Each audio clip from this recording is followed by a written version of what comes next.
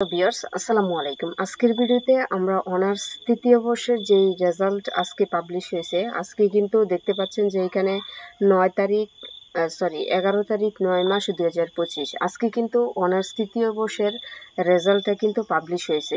So রেজাল্টটা দেখার জন্য আপনারা রেজাল্টটা বের করার জন্য প্রথমত হচ্ছে আমরা যে কোনো একটা ব্রাউজারে যেতে পারি। আপনার ওপেরা এবং হচ্ছে মজিলা কিংবা ক্রোম ব্রাউজারটা হচ্ছে সবচেয়ে বেস্ট। আমরা ক্রোম ব্রাউজারে যাব।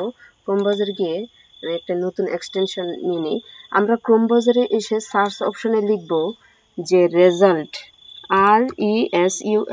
result.nu.scbd, এই যে এটা আমরা লিখে দেন সার্চ করব। সার্চ করার পর সর্বপ্রথম যে ইয়াটা দেখতে পাচ্ছি এটা আমরা ক্লিক করে দিব। নিউ লেটেস্ট পাবলিশ, সর্বশেষ যেই রেজাল্টটা পাবলিশ হয়েছে মানে আজকে, এটিতে আমরা ক্লিক করে দিব।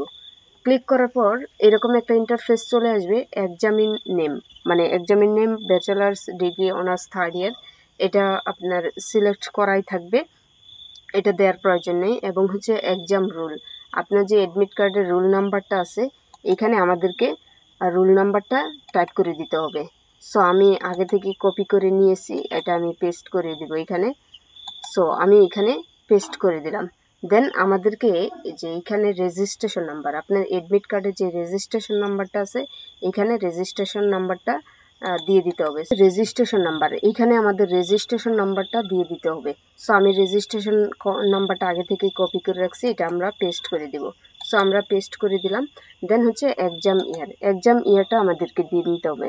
সো আমরা 2023 এটা দিয়ে এখন এই যে এখানে দুইটা অপশন আছে, সার্চ রেজাল্ট আর্কিভ অ্যান্ড হচ্ছে রেজাল্ট সার্চ রেজাল্ট, এটাতে আমরা ক্লিক করে মানে যে সার্চ রেজাল্টসের যেটা আছে এটাতে আমরা সরাসরি ক্লিক করে দিব।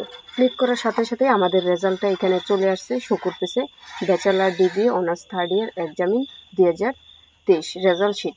সো এখানে আমাদের যে নামটা আছে আমরা আমাদের নামটা দেখতে পারবো, student name, father's name, mother's name, roll, registration number সব কিছু দেখে নেব ঠিকঠাক মতো। এবং হচ্ছে এই যে এখানে যে প্রমোটেড, দেন কোর্টের যেই কোন মানে কোন সাবজেক্টের কোন গ্রেড এসেছে এবং হচ্ছে কোনটায় ফেল আসছে এটাও কিন্তু আমরা এখান থেকে দেখে নিতে পারবো। এগুলো হচ্ছে সাবজেক্ট কোড। দেন এটার যেই কোডের যেই বিষয়টা এখান থেকে আমরা কনফার্ম করে নিতে পারবো।